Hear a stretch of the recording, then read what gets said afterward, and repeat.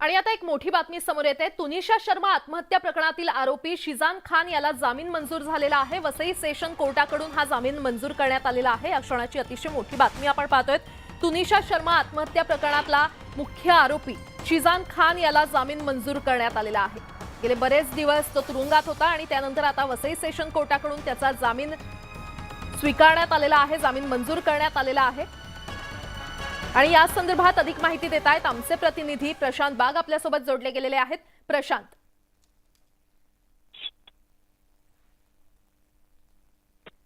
प्रशांत, माझा आवाज आपल्यापर्यंत पोहोचतोय का?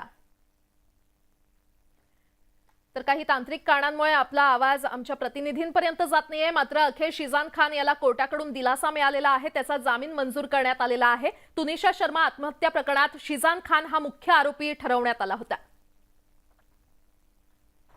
वळूयात पुढच्या बातमीकडे। कसबा आणि चिंचवड पोटनिवडणुकीच्या निकालानंतर भाजप आणि ठाकरे गट आमने-सामने आलेले आहेत। भाजपला जनतेने जागा दाखवली, कसब्यात मतदाराला पैसे वाटले गेले, पण जनतेने याला बळी न पडता महाविकास आघाडीला मत दिलं।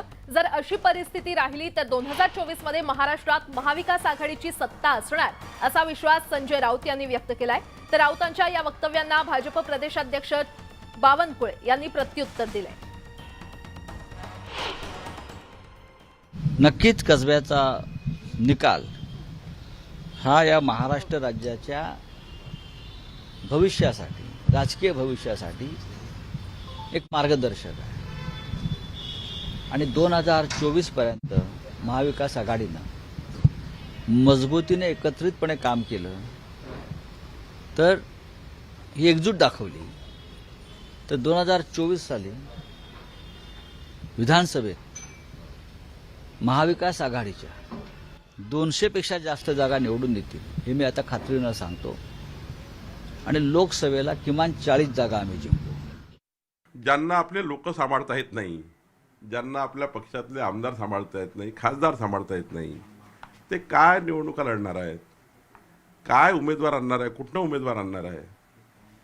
एक एक कार्यकर्ता तयार करायला 30-30 वर्ष लागतो। त्यांनी 40-40 वर्षाचे शिवसैनिक सोडून दिले, त्यांनी इतका अन्यायकारक वागले आणि परवा बघा विधिमंडळाला चोर मंडळ म्हणणे, काय संस्कार आहे, काय पद्धती आहे?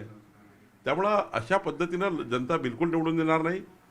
त्यांच्याकडे निवडणूक लढायला लोक तर उरले पाहिजे। चिंचवडमध्ये मी अजूनही सांगेन की आमच्या सगळ्यांकडून ती चूक झाली काही बाबतीमध्ये। चिंचवडचा विजय हा भारतीय जनता पक्षाचा विजय आहे हे कोणीच मानणार नाही। चिंचवडमध्ये अनेक वर्ष एक जगताप पॅटर्न चालतो, तर जगताप पॅटर्नचा हा विजय आहे। जर उमेदवार निवडताना अधिक काळजी आम्ही घेतली असती किंवा बंडखोर जे आहेत कलाटे त्यांना आम्ही माघार घ्यायला लावू शकत असतो तर नक्कीच निकाल तिथे वेगळा लागला असता। लोकांनी ही धनशक्ती लाथाडली या राज्यकर्त्यांची। मुख्यमंत्री, गृहमंत्री असलेले उपमुख्यमंत्री, त्यांचं कॅबिनेट एका कसब्यामध्ये म्हणून रोज मंत्रिमंडळाच्या बैठका घेत बसलं होतं। जनतेने ते सुद्धा नाकारलं आणि म्हटलं ही तुम्हाला म्हटलं ही सुरुवात आहे। कसबा तो झाकी है, महाराष्ट्र अभी बाकी है, ही जी घोषणा महाराष्ट्रात सध्या चालते आहे त्याची सुरुवात आहे। रासने पहिल्यांदा लढले, धनगेकर हे 3दा लढले। साधारणतः जनतेच्या मनात येतं की 3-3दा बिचार लोक मत मागतात, बा धनगेकरने 3दा मतं मागितले आहेत, तो वारंवार हारतो आहे निवडणुका, एकदा तरी जिंकून जावा अशी कधी कधी लाट येत असतं। अनेक ठिकाणी आपण बघतो सुप्त लाट असतं। आणि त्यामुळं मला वाटतं की कसब्याचा विजय हा महाविकास आघाडीचा नाही, तो विजय धनगेकराचा विजय आहे। आणि त्यामुळं मला वाटतं की याच्यामध्ये आता एका निवडणुकीच्या निकालाने संपूर्ण देश जिंकला, त्या दिवशी 3 राज्य गेले, मला वाटतं की थोडा विचार केला।